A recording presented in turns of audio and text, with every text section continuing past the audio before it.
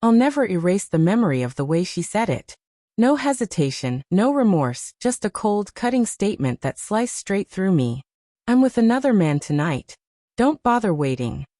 Those were the exact words my wife of 7 years chose to end us. She didn't stutter, didn't falter. She delivered them like a blade, sharp and deliberate, her eyes steady and smug, almost as if she enjoyed watching me break. My first reaction was disbelief. Surely I misheard. Maybe it was anger speaking, a bluff, a test.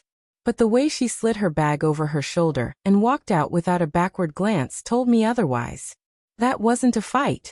It was a statement of fact. I sat in the silence of our house, staring at walls once filled with laughter, at photos of trips we had taken, at our wedding portrait where we smiled like fools, convinced forever was ours. My stomach turned as the reality sank in. Every year together, every sacrifice, every effort to hold us close, discarded without hesitation. I replayed her words again and again, tasting the venom behind them, the contempt, the final dismissal of everything we built. And yet I did nothing. I didn't run after her. I didn't yell or beg. I sat frozen, finally letting myself face the truth I had been denying for too long. She hadn't loved me in years. That night stretched endlessly. Sleep never came. Food had no appeal. I drowned myself in drink after drink, staring blankly at the floor as the clock ticked on. My mind tormented me with images of her with him, laughing, smiling, whispering the same lies she once whispered to me.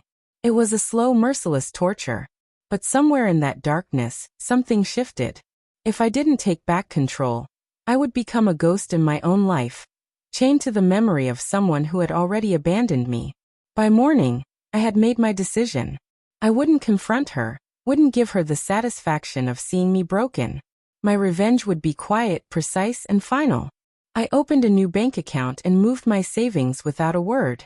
I began collecting proof, records of her affairs, her late nights, her trail of betrayal. Then I met with a lawyer, laid out everything, and together we planned the end of my marriage.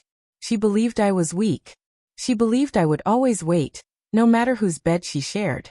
She had no idea I was already preparing my escape. For weeks, I wore the mask of the clueless husband. I greeted her when she walked in, even when her hair reeked of cologne that wasn't mine. I cooked dinner, asked about her day, pretended not to notice the smirks as she texted late at night. Inside, though, I was hardening. Each lie, each absence, fueled me to move faster. She thought I was blind, but I was documenting everything. The breaking point came one Friday evening. With the same smugness, she told me flatly she wouldn't be home that weekend. "I'm staying with him," she said, grabbing her overnight bag without a flicker of guilt.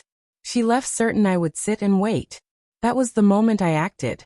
I packed my clothes, loaded the car, and before leaving, placed a sealed envelope on the kitchen table. Inside were divorce papers, photos proving her infidelity, and a short note. "You told me not to wait, so I won't."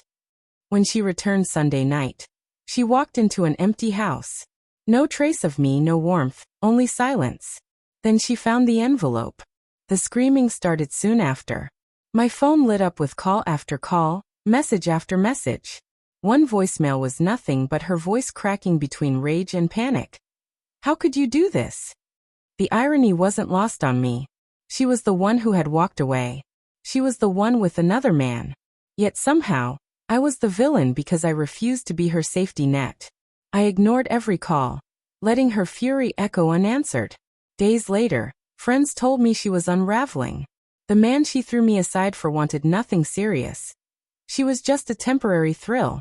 And once I was gone, he vanished too. Suddenly she had nothing. No husband, no lover, no stability. The arrogance she once wore like armor collapsed into desperation.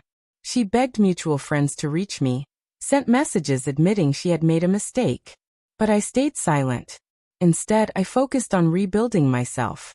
Those first days were brutal. Grieving a marriage feels like mourning a death. But slowly, the pain gave way to clarity. I realized I had been living shackled for years, begging for scraps of affection from someone who never valued me. Now I was free. I poured myself into my work, reconnected with friends, embraced life again. Things I had abandoned while trying to save a marriage She had already abandoned long before me. Months later, I met someone new. Someone who valued loyalty, respected me, and made me feel alive again.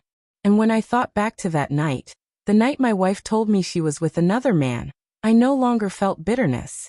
Instead, I felt thankful. Her cruelty had set me free. She told me not to wait, and I never did. That was the last time she ever had power over me.